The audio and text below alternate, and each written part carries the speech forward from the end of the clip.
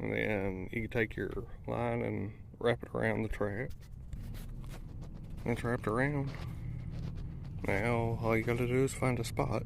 That's what we'll do here in a minute after I grab the dog. We'll just go right there. Try to turn it a little bit. I try to get it going with the flow.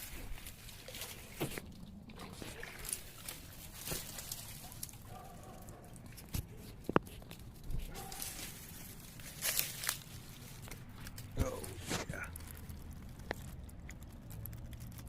We got all sorts of them.